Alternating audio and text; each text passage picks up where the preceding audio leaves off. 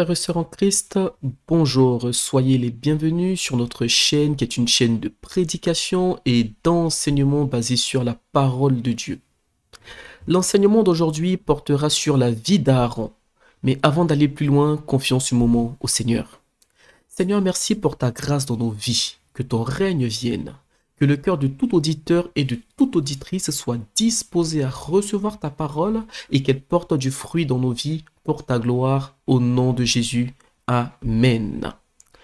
La vie d'Aaron. Alors, donc pour parler de la vie d'Aaron, nous allons avoir deux grandes parties durant cet enseignement. Dans un premier temps, on va voir Aaron choisi par l'Éternel.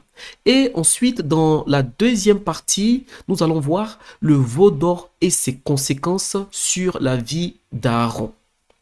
Alors, donc, Aaron était un homme d'arrière-plan. C'est-à-dire que lorsque nous parlons dans les enseignements, on a fait la vie d'Abraham, la vie de Moïse, eh bien, c'était des personnes de premier plan. C'est-à-dire que dans leur temps, c'était les personnes que Dieu avait choisies pour réaliser une action particulière, une mission bien précise.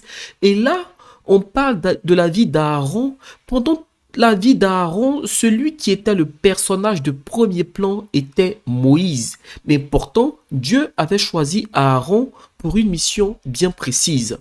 Et donc, Aaron, c'est pour cela que je dis que c'était un personnage, entre guillemets, de second plan ou d'arrière-plan.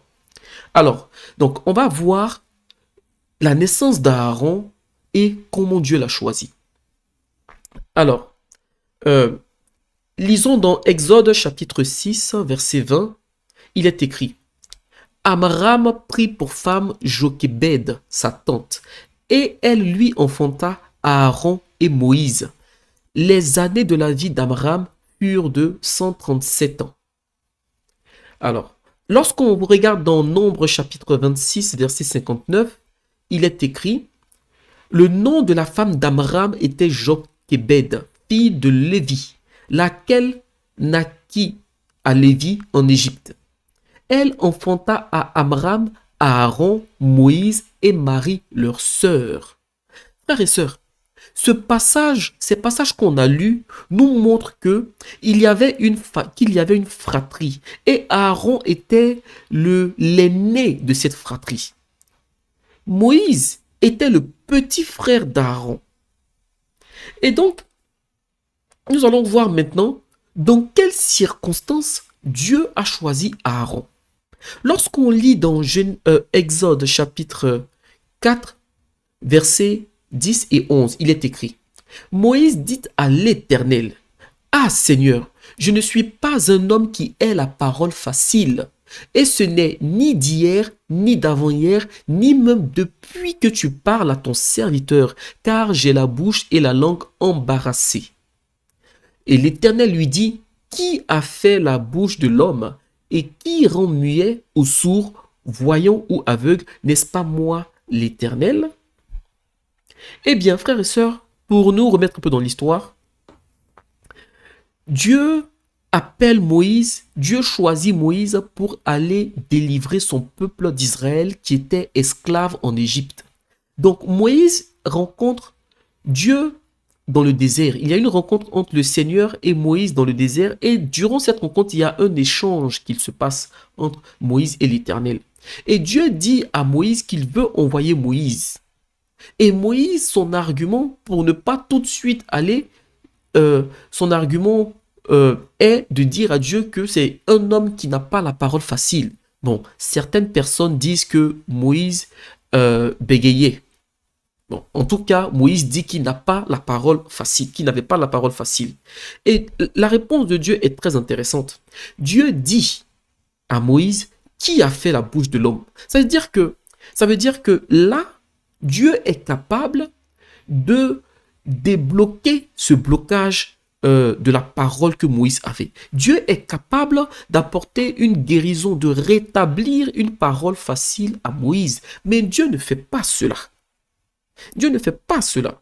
Et Dieu, regardez ce que Dieu fait, frères et sœurs, dans toujours Exode chapitre 4, lorsqu'on va au verset 13, il est écrit, c'est Moïse qui parle et qui dit, « Ah Seigneur, envoie qui tu voudras envoyer. » Au verset 14, « Alors la colère de l'Éternel s'enflamma contre Moïse et il dit, « N'y a-t-il pas ton frère Aaron le Lévite? Je sais qu'il parlera facilement et voici lui-même qui vient au-devant de toi. Et quand il te verra, il se réjouira dans son cœur. » On va au verset 16, il est écrit, « Il parlera pour toi au peuple et il te servira de bouche et tu tiendras pour lui la place de Dieu. » On va un peu plus loin, au verset 27, toujours dans Exode chapitre 4, il est écrit, « L'Éternel dit à Aaron, va dans le désert au-devant de Moïse. » Aaron partit, il rencontra Moïse à la montagne de Dieu et il le baisa. Moïse fit connaître à Aaron toutes les paroles de l'Éternel qu'il avait envoyées et tous les signes qu'il lui avait ordonné de faire. Alors, on va encore lire un petit passage dans Exode chapitre 6, verset 26. Il est écrit, « Ce sont là cet Aaron et ce Moïse à qui l'Éternel a dit, « Faites sortir du pays d'Égypte les enfants d'Israël. » Voilà. Frères et sœurs, dans cette situation, dans cette histoire qu'on vient de lire, Dieu appelle Moïse pour réaliser une œuvre. Et Moïse s'appuie sur le fait qu'il ait la parole difficile pour ne pas y aller. Mais Moïse a la volonté de plaire à Dieu. Et donc Dieu dit à Moïse, bien, comme tu as la parole difficile, je suis Dieu, c'est moi qui rends sourd ou aveugle, c'est moi qui rends, sourd ou muet, aveugle. Donc, je suis capable d'apporter la solution à ton problème. Mais ce que Dieu fait, ce n'est pas de guérir Moïse, mais c'est d'aller appeler une personne. Et frères et sœurs, dans tout Israël, il y avait des milliers, des dizaines, voire des centaines de milliers de Juifs qui étaient esclaves en Égypte. Et Dieu choisit une personne qui va aller soutenir Moïse, qui va assister Moïse, qui va être la bouche de Moïse. Et dans Exode chapitre 7, verset 1, Dieu dit, « Aaron, ton frère, sera ton prophète. Je te fais Dieu pour Pharaon et Aaron, ton frère, sera ton prophète. » Donc là, il y a clairement une position de supériorité. Et donc, celui que Dieu choisit, ce n'est d'autre que le grand frère de Moïse. Frères et sœurs, cet enseignement d'aujourd'hui, cette histoire d'Aaron, elle nous enseigne beaucoup de choses. Elle nous enseigne énormément de choses sur le fait que Dieu choisit le grand frère pour seconder son petit frère. Pourquoi Dieu fait cela? N'y avait-il pas une autre personne en Égypte, une personne autre que le grand frère? Eh bien, cet enseignement nous parle beaucoup parce qu'aujourd'hui, dans les familles chrétiennes, il y a beaucoup de conflits entre cette histoire de comparaison entre les fratries. Le petit frère peut être méprisé pour X raisons parce qu'il a quelque chose que le grand frère n'a pas. Le petit frère peut être dénigré parce que Dieu l'élève et que le grand frère n'est pas élevé ou la grande sœur n'est pas élevée. Dans certaines familles, on ne veut pas que la petite sœur se marie avant la grande sœur. Alors, ce n'est pas nouveau. La parole de Dieu nous enseigne sur tout. Elle nous enseigne surtout. Pourquoi est-ce que lorsque Dieu choisit Aaron, Dieu ne se dit pas, mais peut-être que Aaron ne voudra pas se soumettre à son petit frère. Parce que là, clairement, quand Dieu dit que Aaron sera ton prophète, Moïse est en train de dire, ton grand frère sera ton prophète. En tout cas, dans la mission que je te donne. Frères et sœurs, le Dieu qu'on sert, nous devons comprendre qu'il est souverain. Nous avons des conflits, des problématiques, des histoires entre nous les êtres humains. nous avons des considérations humaines. Lorsque Dieu a un plan, ce qui priorise, c'est son plan. Ce qui priorise, c'est son plan. Eh bien, Dieu n'a pas forcé Moïse de le suivre. De même qu'il n'avait pas forcé Jonas. Il a donné un chemin. Nous sommes libres de le suivre ou de ne pas le suivre. De même aussi, Dieu n'a pas forcé Aaron d'aller se soumettre dans l'œuvre. Dieu n'a pas forcé Aaron. Aaron a eu le bon cœur ici. Aaron a eu la bonne position. Aaron n'est pas allé dans un état d'esprit de comparaison. Frères et sœurs, je vais vous dire une chose. Nous sommes enfants de Dieu. Il y a des moments où nous sommes dans des situations où nous voulons avoir la délivrance. Mais ce qui ralentit notre délivrance, très souvent, c'est parce que nous n'acceptons pas le moyen de délivrance que Dieu a choisi pour nous délivrer. Nous n'acceptons pas souvent ça. Vous allez voir une famille qui a souffert, une famille de chrétiens. Eh bien, Dieu, lorsqu'il veut sortir cette famille de la misère, il est capable d'utiliser le petit frère. Il est capable d'utiliser le Benjamin, le dernier de la famille, pour élever la famille. Il est capable de le faire. Dans certains cas, oui, c'est le grand frère qui fait, oui, mais dans d'autres cas, Dieu n'est pas dans ses considérations. Dieu peut trouver quelque chose chez le petit frère et dire que c'est lui que je vais utiliser pour élever la famille. C'est lui que je vais utiliser pour élever ce groupe. C'est lui que je vais utiliser. Dieu fait ce qu'il veut. Eh bien, si ceux qui sont autour n'ont pas la vision divine, ils n'ont pas la vision, la compréhension du fait que le plus important, ce ne sont pas nos considérations humaines, terrestres, mais le plus important, c'est le plan de Dieu. S'ils n'ont pas compris ça, eh bien, ils vont former une coalition, ils vont former un groupe pour aller à l'encontre de leur petit frère. Pourquoi? Parce que c'est le petit frère là qui veut venir. Lui, il pense qu'il est qui? C'est lui qui va venir nous donner des ordres. C'est lui qui va venir nous faire ceci, nous faire cela. Des considérations qui vont bloquer la famille dans la misère. C'est des choses qu'on retrouve dans beaucoup de familles. Beaucoup de conflits dans les fratries. Mais Dieu est conscient de ça. Dieu est conscient de ça. Eh bien, lorsque Dieu a créé l'être humain, Dieu a mis quelque chose de particulier dans chaque personne. Si pour délivrer votre famille, il a mis quelque chose dans le cœur du deuxième, du troisième ou même du dernier de la famille, il faut être autour de lui et l'encourager que de lui faire la guerre. Cette histoire d'Aaron, elle nous montre l'état du cœur d'Aaron. À aucun moment on voit que le fait que Dieu ait choisi son petit frère pour délivrer Israël, à aucun moment on voit que Aaron était jaloux de Moïse. À aucun moment on le voit. En tout cas pas dans ce qu'on a lu. Aaron n'est pas allé à l'encontre de la volonté de Dieu. Alors, maintenant, il y a une chose que nous devons comprendre. Lorsque Dieu, dans sa souveraineté, il prend des décisions, il fait des choses, il y a des moments où Dieu nous révèle pourquoi il a fait ceci ou cela. Mais la plupart du temps, frères et sœurs, le Seigneur que nous servons, il ne nous rend pas de compte. Il ne nous rend pas de compte. Il n'est pas toujours en train de nous expliquer la raison pour laquelle il a fait telle chose ou il ne l'a pas faite. Il ne nous explique pas toujours. Si nous prenons le temps dans la prière et nous lui supplions de nous révéler, il peut nous répondre. Mais quand il prend cette décision, il attend, pas qu'on comprenne ce qu'il fait, mais il attend qu'on lui obéisse, même et surtout lorsqu'on ne comprend pas. Maintenant, on va essayer de répondre à cette question. Dieu sachant que Aaron était l'aîné, pourquoi est-ce que Dieu est parti chercher le petit frère Moïse pour apporter la délivrance au peuple d'Israël? Pourquoi Dieu a-t-il fait cela?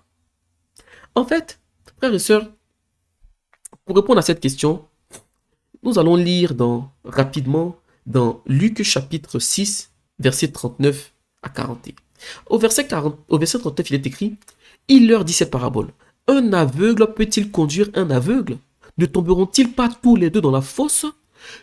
Le disciple n'est pas plus ce que le maître, mais tout disciple accompli sera comme son maître. Pourquoi vois-tu la paille qui est dans ton œil? Pourquoi vois-tu la paille qui est dans l'œil de ton frère et n'aperçois-tu pas la poutre qui est dans ton œil? Frères et sœurs, lorsque un groupe de personnes se retrouve dans un problème et que Dieu veut que ce groupe-là sorte de ce problème, eh bien, très souvent, il utilise une personne extérieure du problème. Très souvent, dans 90% des cas, il utilise une personne extérieure du problème pour apporter la délivrance. Et ça, c'est un principe spirituel. Je dis très souvent parce que le Saint-Esprit n'a pas de limite. La Bible dit, un aveugle peut-il conduire un aveugle? Si tu es aveugle, il faut que tu recouvres la vue. Donc tu sors du problème de l'aveuglement pour aller conduire un autre aveugle. Eh bien, si tu es prisonnier, tu dois sortir de la prison pour aller libérer d'autres personnes qui sont dans la prison. Si tu es esclave, tu dois sortir de l'esclavage pour aller délivrer ceux qui sont esclaves encore en Égypte. Moïse n'a pas été esclave en Égypte. Moïse était dans la maison de Pharaon. Aaron, en revanche, lui, était esclave. Et donc, Dieu respecte encore ce principe. Frères et sœurs, si on veut aller plus loin, on va donner deux exemples. Regardons l'exemple de Paul. Paul, lorsque le Seigneur s'est révélé à lui, Dieu l'a libéré. Les écailles sont tombées de ses yeux avant que lui parte libérer d'autres personnes. Le Seigneur Jésus-Christ lui-même, il est venu nous libérer du péché, mais Jésus-Christ n'a jamais été esclave du péché. Il a certes pris nos péchés à la croix, mais il n'a jamais commis de péché. Donc, pour répondre à cette question, pourquoi est-ce que Dieu va prendre Moïse alors que Aaron est là, Aaron est le grand frère, parce qu'au final, c'est les deux qu'il a utilisés? Eh bien, Moïse n'était pas esclave. Moïse n'était pas esclave. Il n'avait pas la mentalité d'esclave. Et donc, Dieu prend Moïse parce qu'il faut sortir d'une situation pour venir libérer ceux qui sont à l'intérieur de la situation. Alors, il y a une autre chose importante à souligner. Frères et sœurs, Dieu choisit Aaron et Dieu choisit Moïse. Mais lorsque vous regardez dans ce choix, Moïse a quelque chose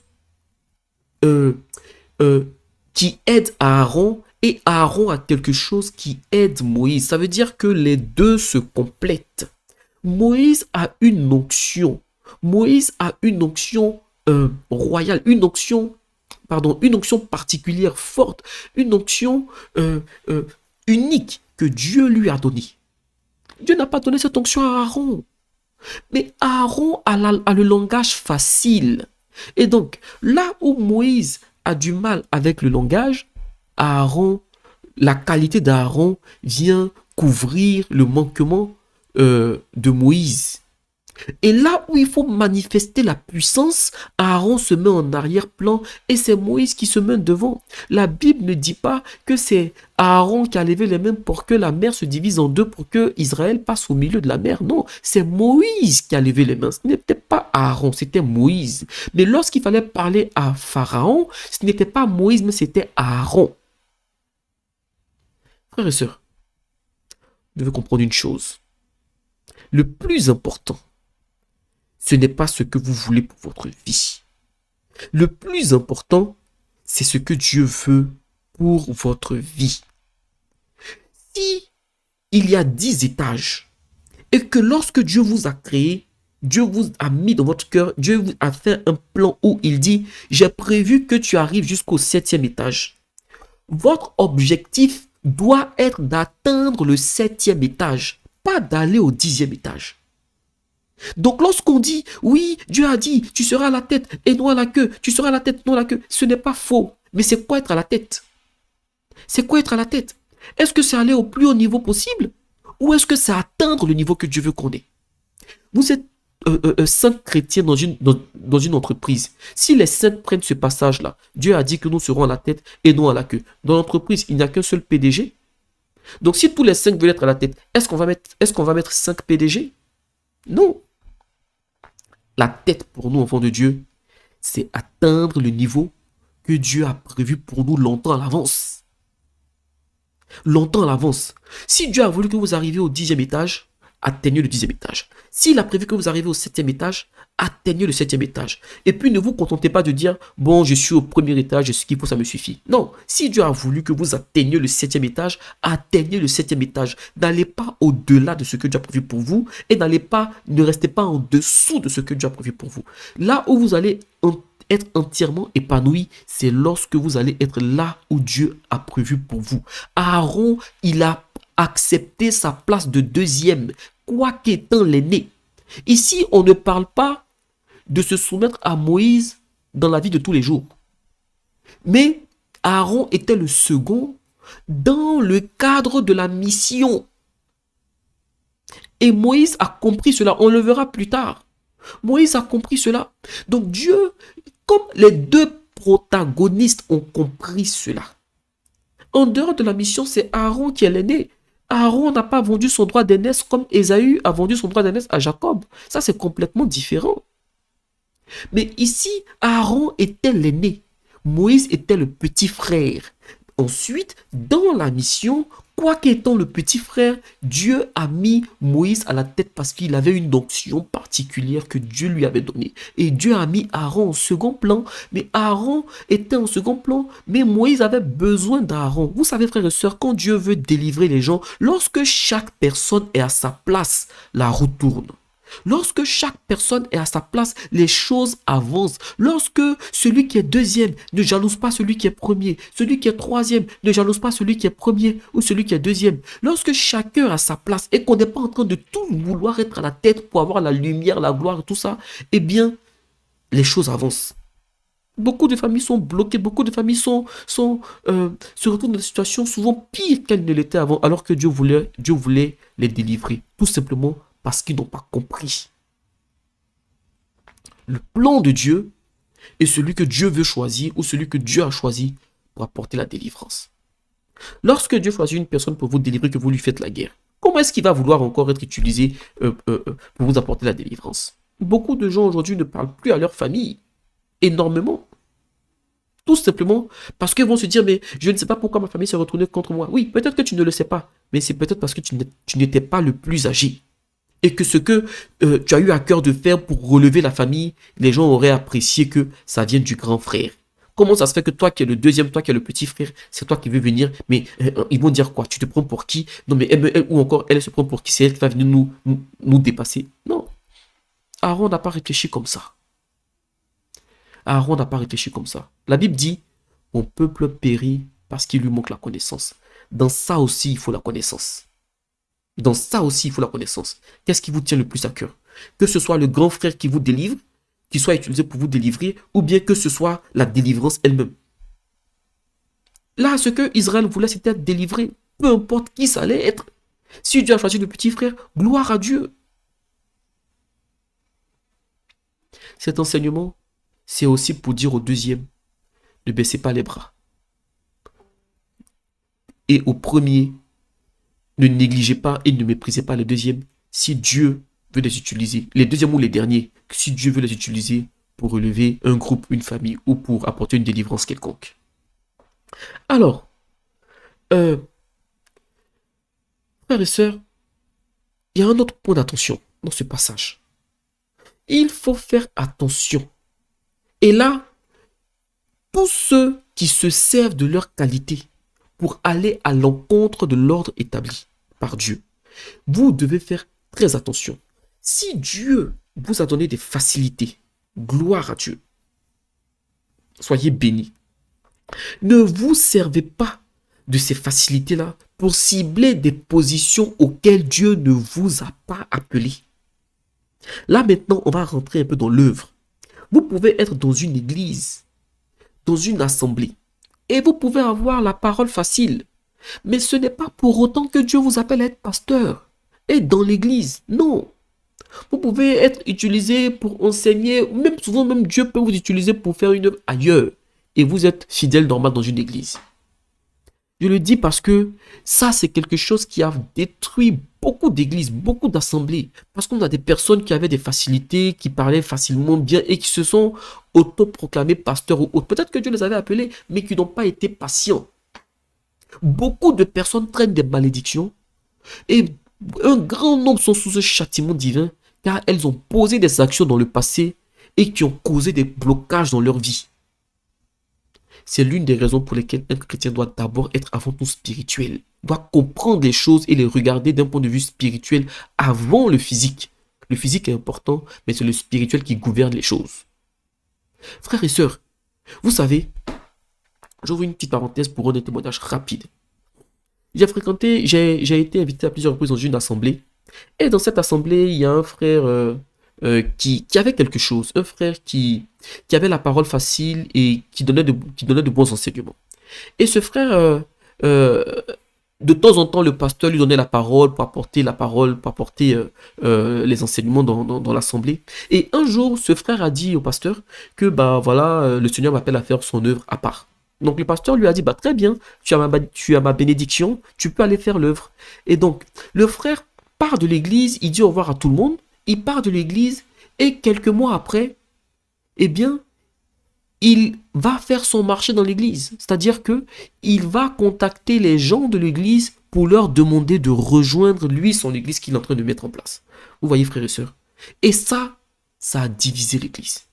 Ça a divisé l'église parce que ceux qui étaient mécontents sont partis. Après, ça a créé des bruits de couloir. Donc, ça a divisé l'église, ça a créé un scandale. Et le pasteur en a été affecté. Frères et sœurs, vous voyez pourquoi je dis qu'il faut être spirituel avant toute chose. La parole de Dieu dit, il est impossible qu'il n'arrive des scandales. Mais malheur à celui par qui le scandale arrive. Et la parole de Dieu nous dit, une malédiction sans cause n'a pas d'effet. Ce qui signifie que une malédiction avec cause a des effets. Donc, lorsque vous faites quelque chose de la sorte, quand le pasteur se met à pleurer ou bien il gémit, vous ne savez pas les prières qu'il fait à Dieu. Et vous allez vous retrouver dans une situation 5 ans, 10 ans plus tard où tout est bloqué. Vous allez demander, mais Seigneur, qu'est-ce qui m'arrive? Oui, la Bible dit, le jour du malheur, assieds-toi et réfléchis. Réfléchis à quoi? Réfléchis à tes actions passées. Tu as peut-être le don d'oration. Tu parles très bien.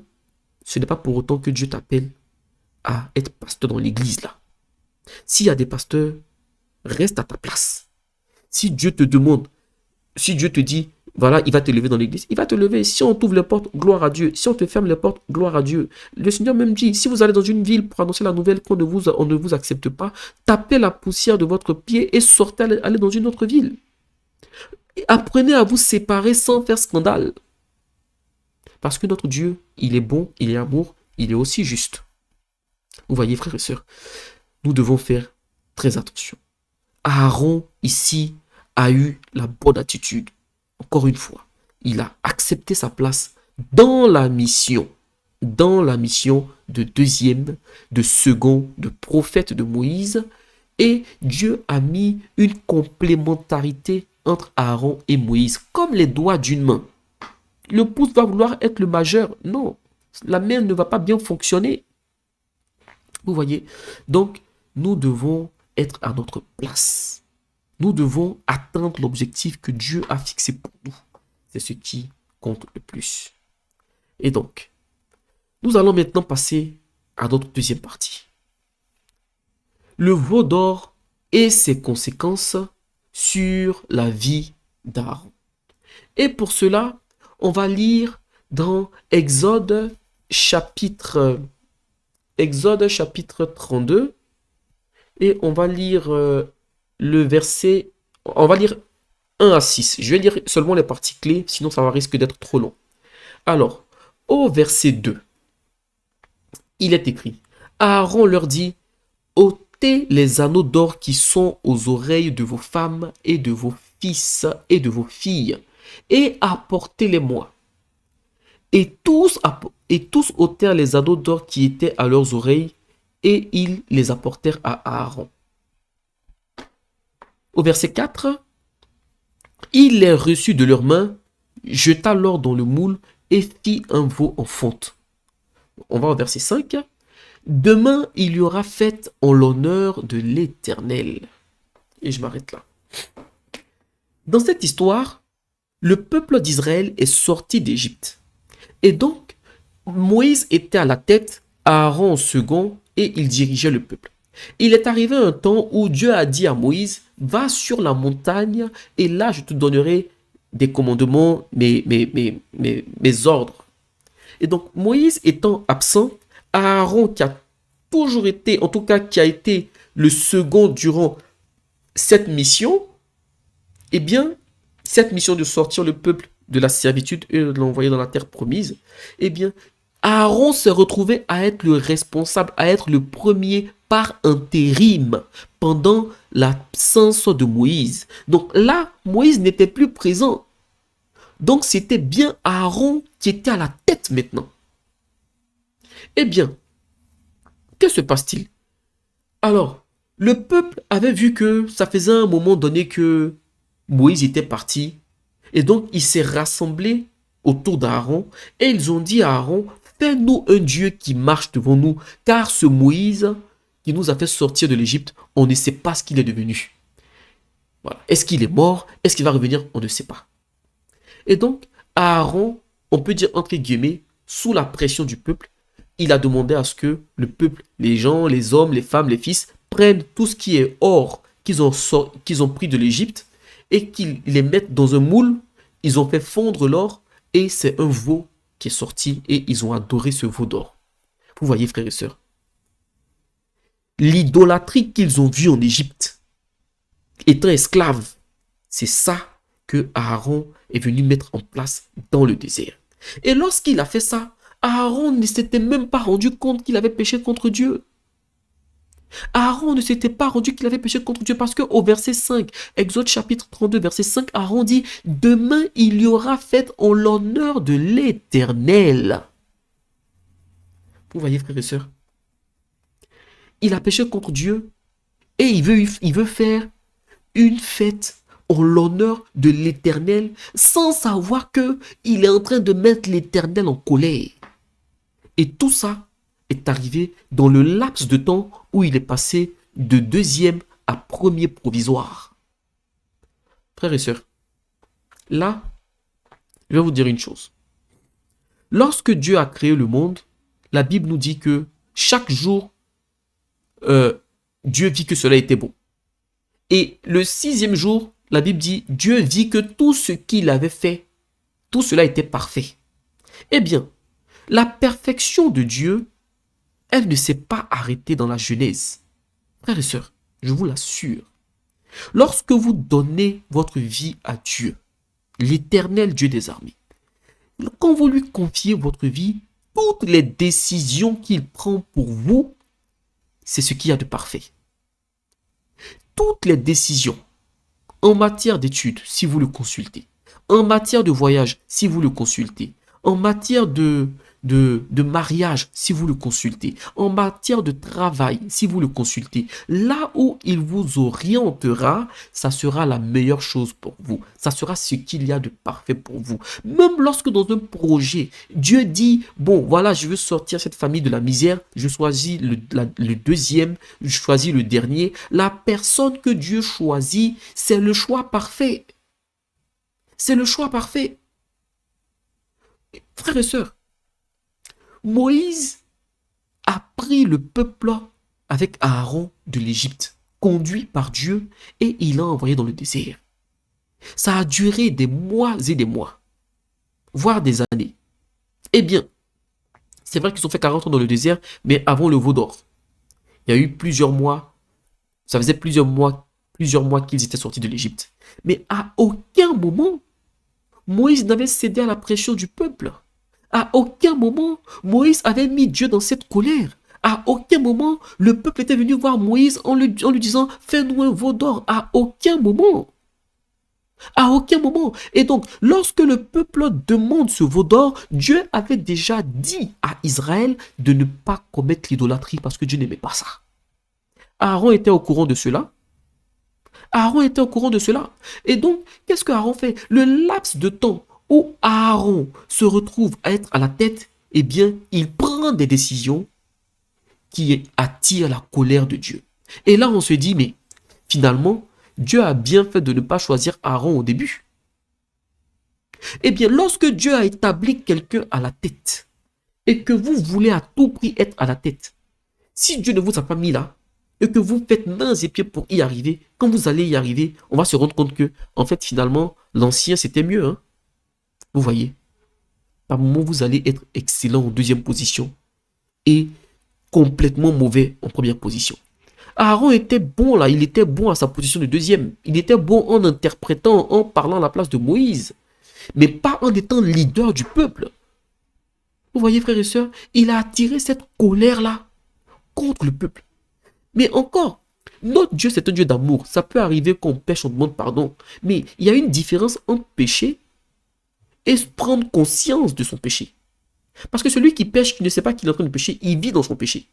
Et là, c'est le cas d'Aaron, parce que Aaron a péché contre Dieu. Et il dit, on fera une fête en l'honneur de l'Éternel. Ça veut dire qu'il ne s'était même pas rendu compte qu'il avait péché contre Dieu. Et donc, en parallèle de ça, quand Dieu voit ça, Dieu se met dans une colère. Dieu se met dans une colère intense. Et Dieu va parler à Moïse, frères et sœurs. Et regardez ce que Dieu dit à Moïse. Donc là, maintenant, on passe au verset, Exode chapitre 32, verset 7 à 34. Et je vais lire que les passages clés. Donc, Dieu parle à Moïse au verset 10 et il dit. Alors, on va commencer par le verset 9. Il dit au verset 9, l'Éternel dit à Moïse, je vois que ce peuple est un peuple au cou roide. Maintenant, laisse-moi, ma colère va s'enflammer contre eux et je les consumerai, mais je ferai de toi une grande nation. Verset 11, Moïse implora l'Éternel son Dieu et dit, pourquoi, ô Éternel, ta colère s'enflammerait-elle contre ton peuple que tu as fait sortir du pays d'Égypte par une grande puissance et par une main forte? Verset 14, et l'Éternel se repentit du mal qu'il avait déclaré vouloir faire à son peuple. Vous voyez, frères et sœurs, ça veut dire que Aaron, qui a envoyé ce péché, même si c'est le peuple qui l'a incité, c'est Aaron qui était à la tête. Après avoir péché, il n'a pas eu la bonne attitude parce qu'il a dit, on va faire une fête en l'honneur de l'Éternel. En l'absence de Moïse, Dieu va faire le compte rendu à Moïse. Et Moïse encore à la réaction d'un leader. Moïse trouve les mots. Ce n'est pas pour rien que Dieu a choisi Moïse. Moïse trouve les mots pour pouvoir calmer la colère divine. Et pendant ce temps, Aaron ne se doute même pas de ce qui est en train d'arriver. Et vous voyez, Dieu parle même jusqu'à dire qu'il veut consumer le peuple à cause de ce péché. Eh bien, frères et sœurs, tout ce que le Seigneur fait est parfait. Alors, nous allons, lorsqu'on on va lire encore toujours dans Exode chapitre 32, j'avais dit du verset 7 à 34, on va lire le verset 25.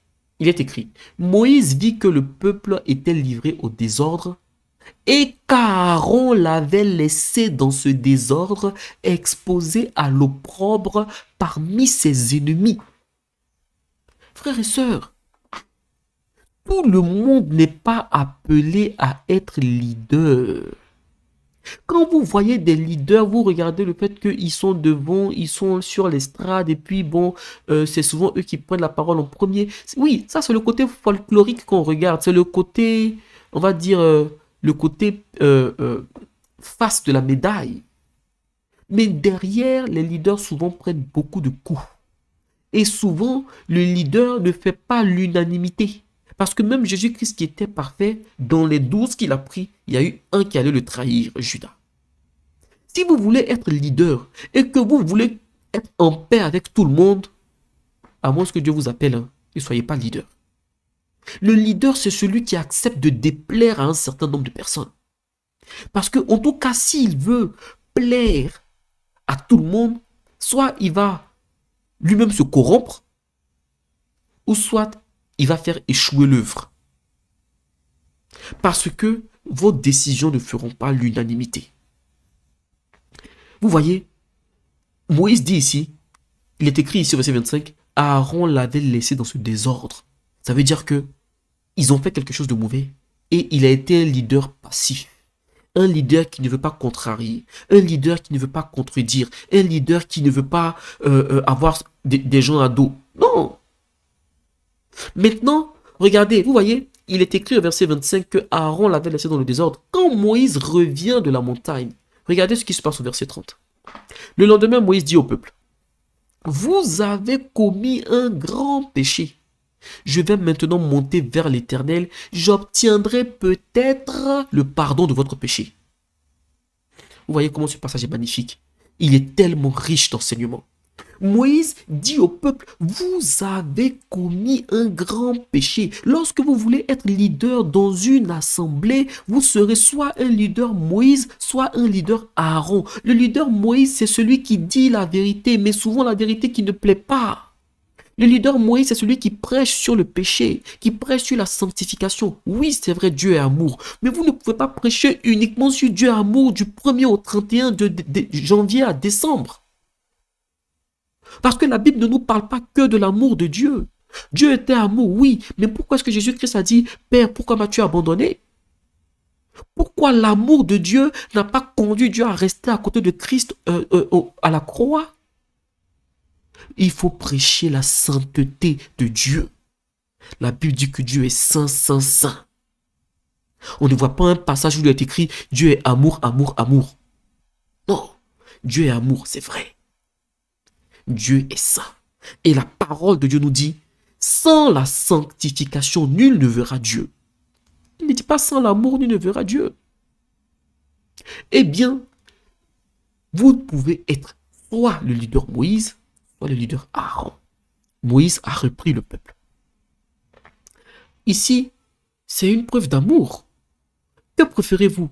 Celui qui ne vous dit rien, qui vous laisse dans le désordre, et puis le châtiment de Dieu arrive, et vous dites, bah, on ne savait pas. Nul n'est censé ignorer la loi. Tout chrétien est censé connaître les règles du Seigneur qui a marqué dans la Bible. Eh bien, ou vous préférez le leader Moïse qui vient vous dire, mon frère, ma soeur, ça c'est un péché. Remets ta vie en ordre. Dieu t'aime et il attend que tu te répondes. Il va te pardonner si tu te réponds de toute sincérité. Mais redresse ta vie. Reviens sur le droit chemin. Le Seigneur t'aime. Vous voyez, l'Église aujourd'hui doit parler du péché. Moïse a dit, vous avez commis un grand péché. Ça, Aaron ne l'avait pas fait. Là où Moïse dit, vous avez commis un grand péché, Aaron dit, nous allons faire une fête en l'honneur de l'Éternel. Vous voyez comment c'est paradoxal? Vous voyez? On a l'impression que c'est deux dieux différents que Aaron et Moïse servent. Pourtant, c'est le même Dieu. Parce qu'il y a un qui connaissait, qui était en phase avec le cœur de Dieu, et il y avait un autre qui était en phase avec quelque chose d'autre. Vous voyez, frères et sœurs? Deuxième point que Moïse dit qui est intéressant ici, il dit, j'obtiendrai peut-être le pardon de votre péché. Les décisions de Dieu ne sont pas acquises. Quand on pêche, on demande pardon à Dieu. Le Seigneur nous pardonne quand il veut et comme il veut. C'est pourquoi David dit, ne me punis pas sous ta colère. Vous voyez. Mais lorsque Dieu dit, au verset 34, Dieu dit à Moïse de retourner conduire le peuple. À ce moment-là, on n'entend plus parler d'Aaron. Aaron maintenant prend conscience de l'erreur qu'il a commise.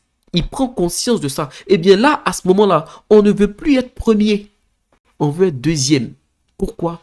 Parce qu'il y a quelqu'un comme Moïse qui intercède pour Aaron. Parce que oui, Dieu voulait frapper aussi Aaron.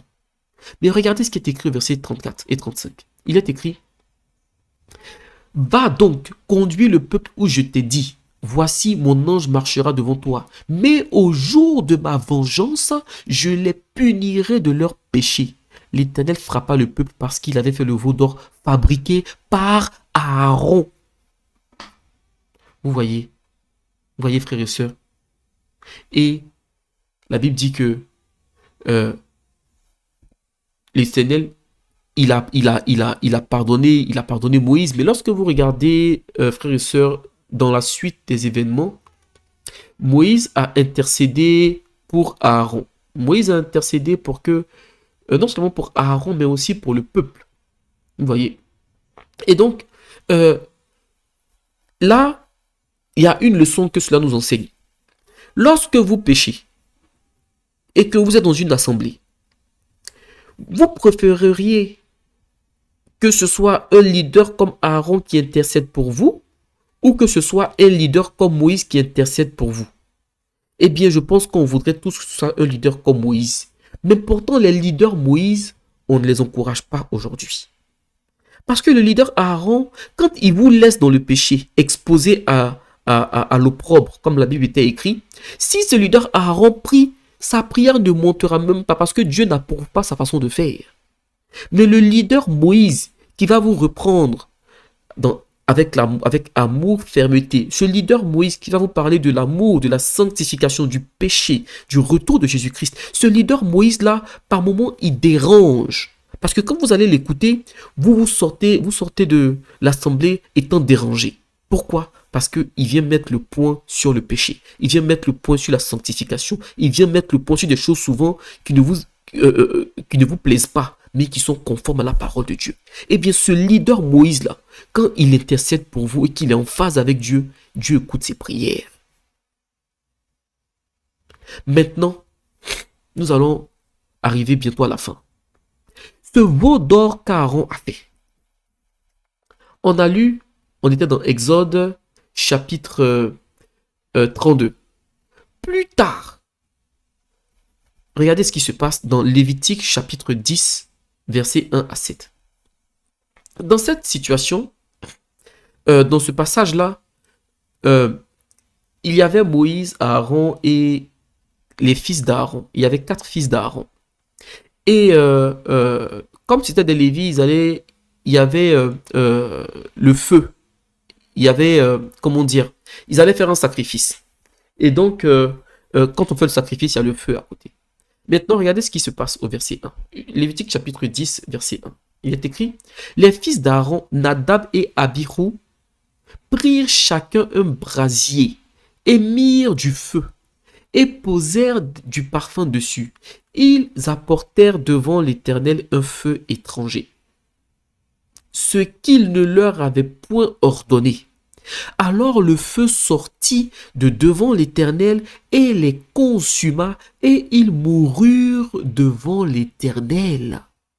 Et Moïse dit à Aaron, c'est ce que l'Éternel a déclaré lorsqu'il a dit, je serai sanctifié par ceux qui s'approchent de moi et je serai glorifié en présence de tout le peuple. Aaron garda le silence. Frères et sœurs, vous voyez, est-ce que ça c'est un hasard? La Bible dit, on ne se moque pas impuniment de Dieu. Ce qu'un homme aura semé, il le moissonnera. Il le moissonnera certainement.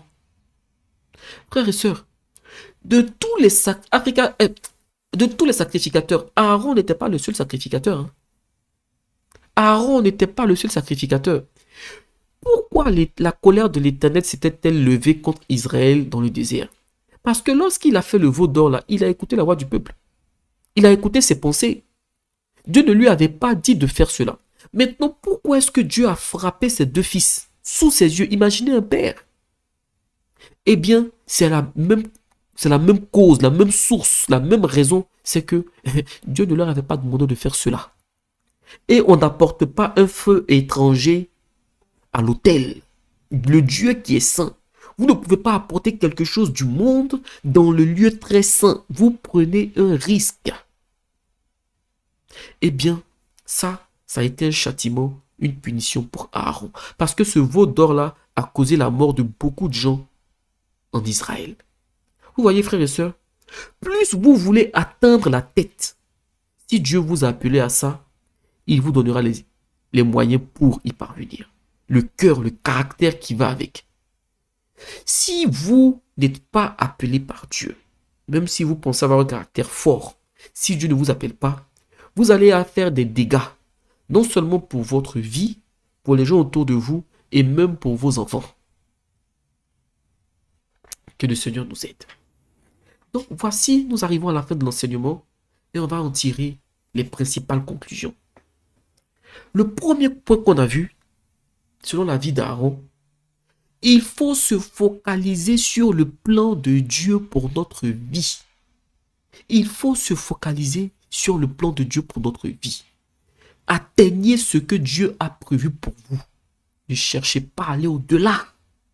Il y a des endroits où, lorsque vous êtes à un poste dans l'entreprise, tout se passe bien. Et il y a des entreprises où, pour atteindre un certain niveau, un certain poste, eh bien, il faut faire partie d'une certaine fraternité. Ce n'est pas toutes les entreprises, mais il y a des entreprises dans lesquelles, si vous n'êtes pas franc-maçon, vous n'atteindrez pas un certain poste. Bon, si vous êtes chrétien, vous faites comment? Vous voulez être toujours à la tête? Le Seigneur connaît des choses que vous ne connaissez pas. Quand il vous a mis à un poste, Seigneur, quelle est ta volonté? C'est ça le chrétien doit demander. Quelle est ta volonté? Jésus-Christ dit, mon Père ne m'a jamais abandonné, il ne m'a jamais laissé seul parce que je fais toujours ce qui lui est agréable. À la croix, en allant à la croix à Gethsémane, Jésus-Christ a dit, non pas ma volonté, mais ta volonté. Nous, souvent, quand on prie, on dit, Seigneur, je veux ci, je veux ça.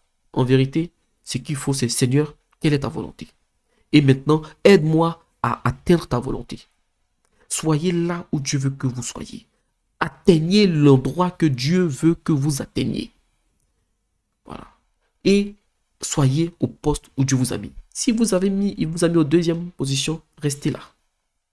Ensuite, il ne faut pas envier la tête ou la situation d'une autre personne. L'envie détruit beaucoup de familles. Ça détruit beaucoup de familles. Si Dieu a utilisé le cadet, le Benjamin pour faire une œuvre, encouragez. Le moment venu, le Seigneur permettra que vous apportez votre pierre à l'édifice. C'est le plus important. C'est la délivrance. L'ennemi fatigue déjà beaucoup les gens, il fatigue déjà beaucoup les familles. C'est pourquoi nous avons besoin de comprendre la parole de Dieu et de nous laisser conduire par le Saint-Esprit. Ne combattez pas ceux que Dieu veut utiliser. Ne combattez pas ceux que Dieu veut élever. Si vous êtes convaincu que le Seigneur agit à travers ces personnes, encouragez. Vous serez une bénédiction et vous allez en recevoir en retour. N'enviez personne d'autre. Si vous êtes une grande sœur et que votre petite sœur s'est mariée, gloire à Dieu.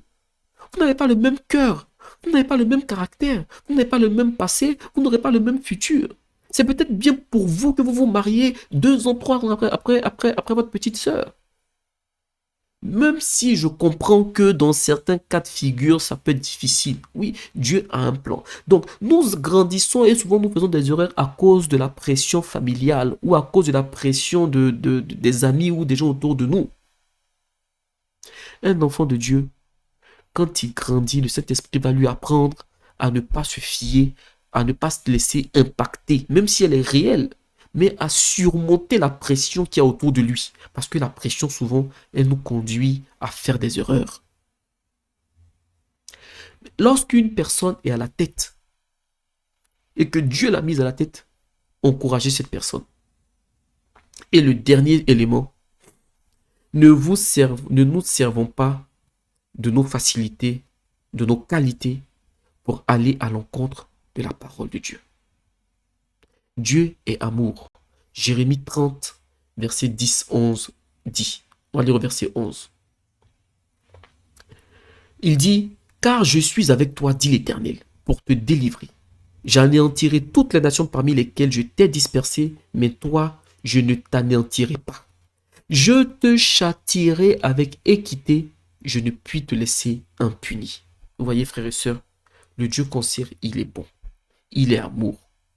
Donc, à nous de toujours chercher à être dans sa volonté, dans son plan, là où il veut qu'on soit, au poste où il veut qu'on soit.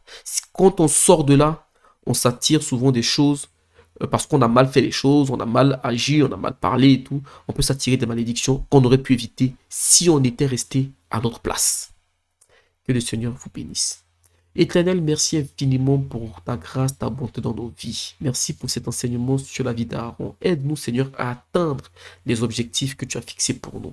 Aide-nous, Seigneur, à ne pas rester trop loin de ces objectifs et à ne pas les dépasser non plus, mais à vraiment être dans ton plan. Tu sais ce qui est meilleur pour nous. Lorsque tu nous mets à un endroit, tu sais pourquoi tu nous as mis là-bas. Lorsque tu utilises une personne, même si c'est autre que nous, aide-nous, Seigneur, à ne pas jalouser cette personne, mais aide-nous à nous laisser conduire par le Saint-Esprit pour contribuer, Seigneur, à la manifestation de ta gloire dans nos vies et dans la vie de ces personnes. Dans le nom puissant de Jésus-Christ, donne-nous des cœurs simples, donne-nous des cœurs qui n'envient pas les autres, qui n'envient pas la réussite des autres. Donne-nous des cœurs qui t'aiment, Seigneur, et qui manifestent ta gloire dans nos vies à travers de nous, pour l'avancée de ton œuvre, au nom puissant de Jésus-Christ. Que ta parole soit semée dans nos cœurs, nos âmes, nos esprits, et qu'elle porte du fruit en nous pour ta gloire. Au nom de Jésus-Christ, Amen. Soyez bénis.